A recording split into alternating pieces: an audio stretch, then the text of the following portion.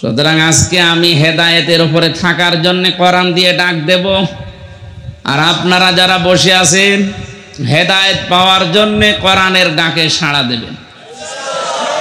মানিত্তাবাল হুদা বিগাইরিল কোরআন আদাল্লাহুল্লাহ। এখানে আলেম নেই, শব্দের দিকে খেয়াল করেছেন?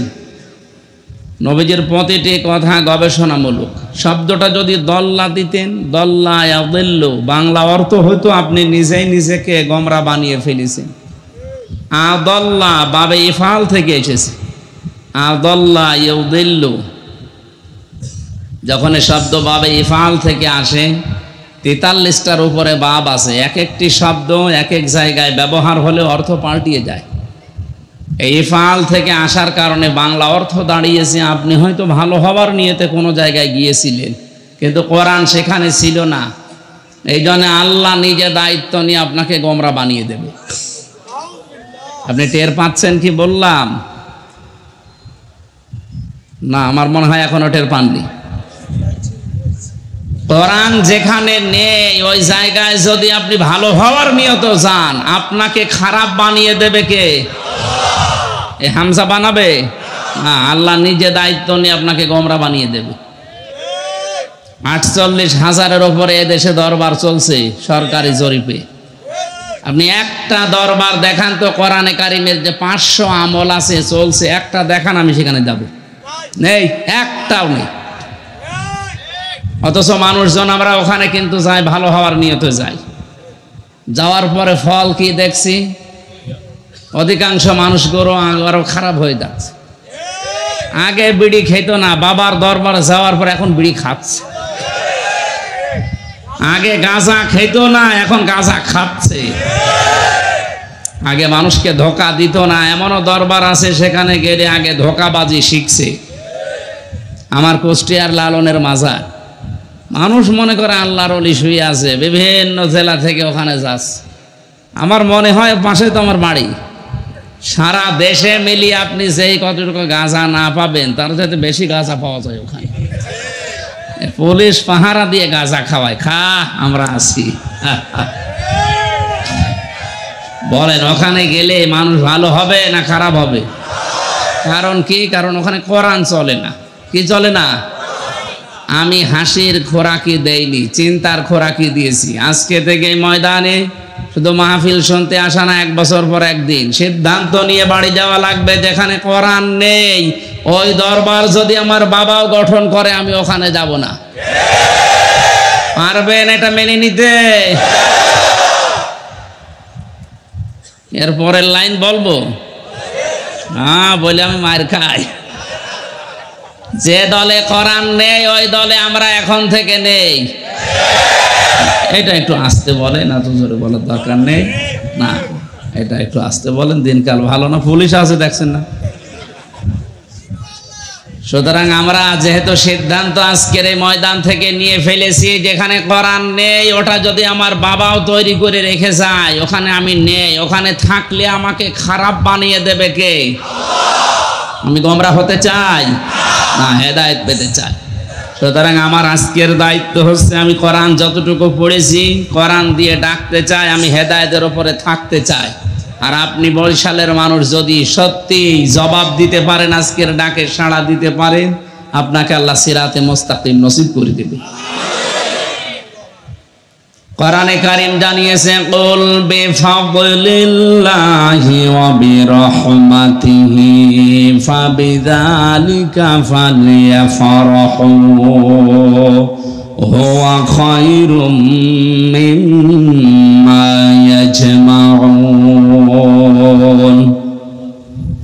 সূরা ইউনূস 11 নম্বর পারা 14 নম্বর পৃষ্ঠার 8 নম্বর লাইনের 158 নম্বর আয়াত। এটা 10 নম্বর সূরা কোরআনে কারীমের তাফসীরে ফি জিলালিল কোরআন থেকে বলছি।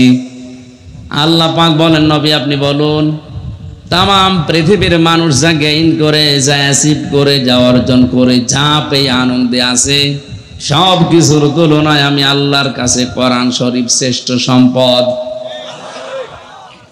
ফাবিযালিকা ফালিয়াফরাহু, সুতরাং কোরআন যারা পেয়েছে তারা যেন আনন্দ করে। আজকের এই অনুষ্ঠানের সম্পর্ক কিসের সাথে? কোরআন বাদ দিয়ে মেজর সাহেব কেন, প্রধানমন্ত্রীও যদি আমাদের এখানে ডাক দিত এমনিতেই আসতাম না।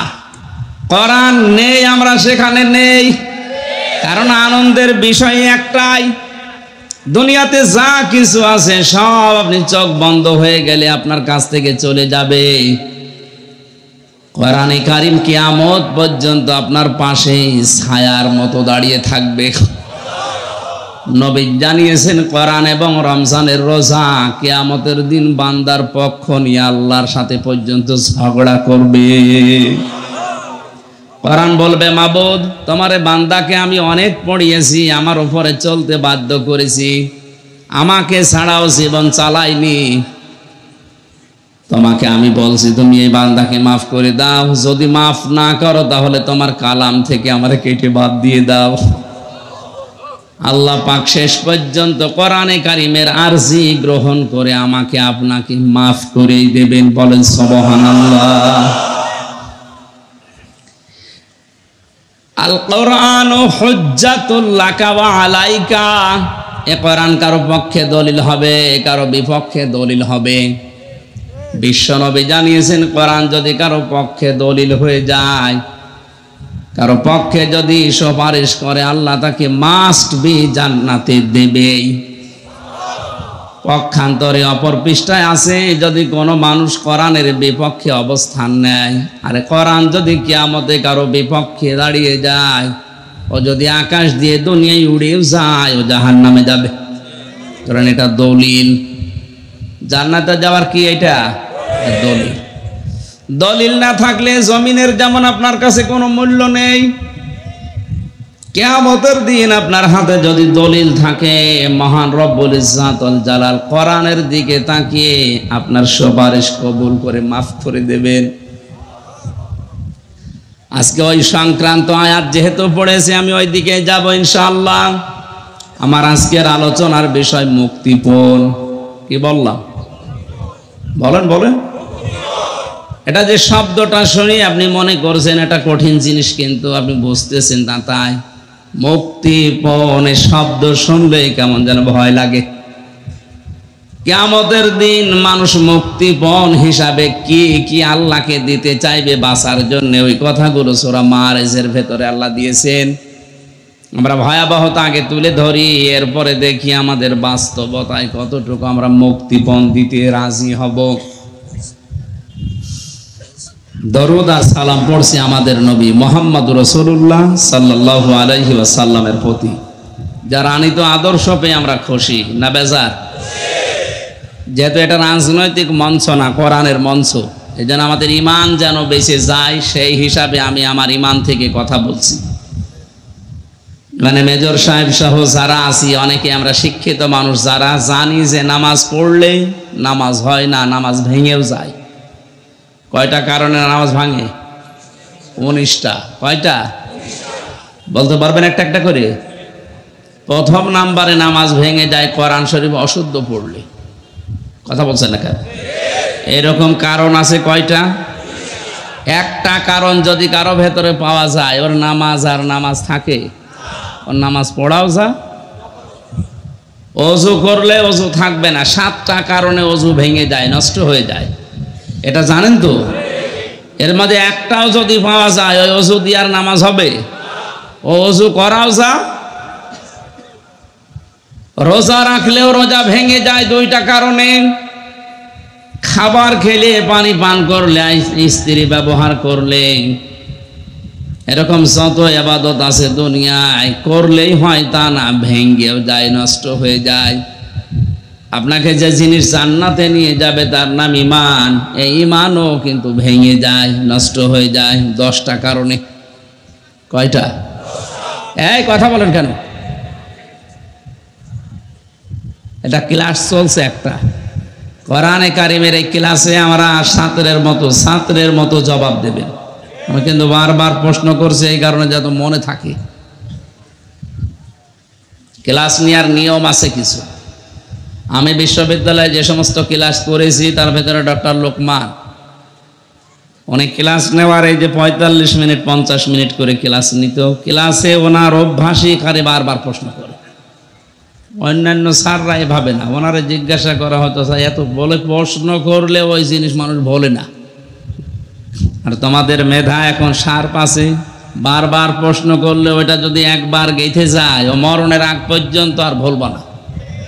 এটাও তো ক্লাস চলছে, বারবার জিজ্ঞাসা করছি। নামাজ পড়লে নামাজ ভেঙে যায় 19টা কারণে, রোজা রাখলে রোজা ভেঙে যায় 2 কারণে, ওযু করলে ওযু ভেঙে যায় 7 কারণে, ঈমান আনলেও ঈমান ভেঙে যায় 10 কারণে। কয় কারণে?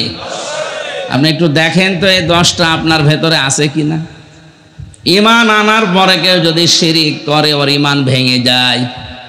কি কথা বলে না কেন? ঈমান আনার পর কেউ যদি কুফরি করে ওর ঈমান ভেঙে যায়। ঈমান আনার পরে কেউ যদি আল্লাহর কোনো বিধানকে অবজ্ঞা করে, মন খারাপ করে, আল্লাহর কোনো বিধান শোনার পর ওর ঈমান ভেঙে যায়। এগুলো তো সব আমি বানালাম। সূরা মুহাম্মদের 9 নম্বর আয়াতে আল্লাহ দলিল দিচ্ছেন, যালিকা বিআন্নাহুম কারিহু মা আনজালাল্লাহু ফাআহবাতা আমালাহুম। এই পৃথিবীতে আল্লাহর নাজিলকৃত বিধান মানে না এমন না। যদি আল্লাহর কোনো বিধান শোনার পরে জানার পরে কেউ যদি মন খারাপ করে, ওর পেছনে যত আমল আছে আল্লাহ সব ব্যর্থ করে দেয়, নষ্ট করে দেয়, ভেঙে ফেলে। তাহলে ঈমানও ভাঙার কারণ, আমল ভাঙার কারণ, নামাজ ভাঙার কারণ, রোজা ভাঙার কারণ, ওযু ভাঙার কারণ সব আপনি বুঝছেন। যে কয়টা বললাম এই কয়টার ভেতরে আমরা নেই। আমাদের ভেতরে শিরিক নেই, কুফরি নেই। আল্লাহর বিধান জানার পরে আমাদের মন খারাপ হয় না। আমি এই 10টার ভেতরে সব চাইতে বড় কঠিন পেয়েছি যেটা 4 নাম্বারটা, এবার সেটা সিরিয়ালে আছে। এটা বাদ দিয়ে বলি, সত্যি করে বলেন তো, বললে মানতে পারবেন তো? মানবেন কারা দেখি? লিল্লাহি তাকবীর। দেখেন তো হাত তোলেনি কে? আলহামদুলিল্লাহ, ঠিক আছে। আমার বিশ্বাস হচ্ছে যে আপনি মানতে পারবেন। আমি বলছি, এই পৃথিবীর ময়দানে কেউ যদি মুহাম্মদুর রাসূলুল্লাহকে বাদ দিয়ে কিয়ামত পর্যন্ত অন্য কাউকে আদর্শ হিসাবে মেনে যায়, এখন তো দুনিয়ায় নেই। এই কথাটা মনে হয় আমি বানালাম নাকি? এখানে অনেক মানুষ আমরা এটা শুনেছি, জানি, বিশ্বাসও করি যে কোরআনে কারিমের সূরা ইয়াসিন এটা দিল বলা হয়। একবার যদি সূরা ইয়াসিন কেউ পড়ে 10 খতম কোরআন শরীফ পড়ার সওয়াব হয়। এটা জানেন তো কেন হয়? অন্য সূরা পড়লে 10 খতম হয় না, কোরআন ইয়াসিন পড়লে খুব বেশি বড় না, 6 পৃষ্ঠা মাত্র। কেন এত বেশি হবে বলেন? এর ভেতরে 86টা পয়েন্ট আছে। আপনার প্র্যাকটিক্যাল লাইফে, বাস্তব জীবনে যদি এগুলো সেট করতে পারেন, সত্যি সত্যি আপনি 10 খতম না 700 খতম কোরআন পড়ার সওয়াব পাবেন। কারণ একটা আয়াত পড়লে শুধু 10টা নেকি হয় অক্ষরে তা না, 700 গুণ পর্যন্ত আমরা পড়েছি হাদিসে। সেই হিসাবে যদি সত্যি 86টা বিষয় মানতে পারেন, একবার ইয়াসিন সূরা পড়লে আপনাকে 700 খতম কোরআন শরীফ পড়ার সওয়াব দেওয়া হবে। এবার আসেন তো 86টা একটা একটা করে মিলান, আপনি পাচ্ছেন কিনা। 1 নম্বরে আপনি আল্লাহকে শুনিয়েছেন ইয়াসিন।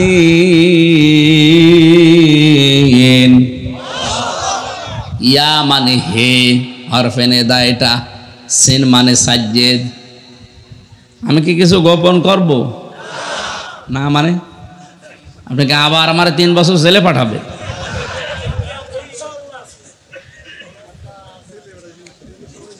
তিনটা বছর যেভাবে রেখেছিল আমারে, আমি যা বুঝেছি, আমার মনে হয় এই আয়াতটা বাদ দিয়ে দেওয়া দরকার। ইয়াসিন, আল্লাহ বলেন হে নেতা। আমি তাফসিরে পড়েছি, তাফসিরে কাবিরের ভেতরে সিন মানে সাজ্জিদুল আম্বিয়া, সিন মানে সাজ্জিদুল কাওনাইন, সিন মানে সাজ্জিদুল বাশার, সিন মানে সাজ্জিদুল মুরসালিন, সিন মানে সাজ্জিদুল আলামিন। এক একটা শব্দের আবার ব্যাখ্যা আছে। তাফসিরে ফি জিলালিল কোরআনের ইবনে কাসিরে এত বেশি পয়েন্ট আকারে এসেছে, এজন্য তাফসির করতে গেলে সময় লাগে। আল্লাহ পাক বলেন, হে নেতা, এই পৃথিবীতে একজন মানুষকে আল্লাহ শুধু নেতা বলে ডাক দিয়েছেন, তিনি আমাদের নবী মুহাম্মদুর রাসূলুল্লাহ। পৃথিবীর কোন জায়গায় আপনি কাউকে আল্লাহর নেতা বলে ডাক দিয়েছেন আমি পাইনি। শুধুমাত্র মুহাম্মদুর রাসূলুল্লাহকে আল্লাহ বলেছেন হে নেতা, তাহলে মানে আল্লাহর ঘোষণা দেওয়া নেতা দুনিয়ায় একজনই।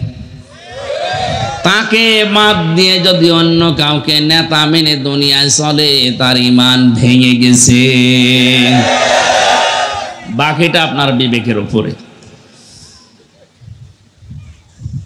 গন্ডারকে নাকি কাতুকুতু দিলে 3 দিন পরে টের পায়, তা আমাদের তো মনে হচ্ছে এই অবস্থায়।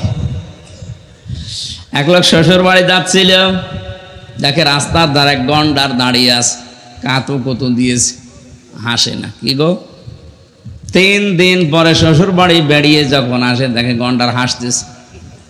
ডাক দিয়ে বলে, বন্ধু 3 দিন আগে তোমারে আমি কাতুকুতু দিয়েছিলাম, তখন তো হাসলে না, এখন হাসতেছো।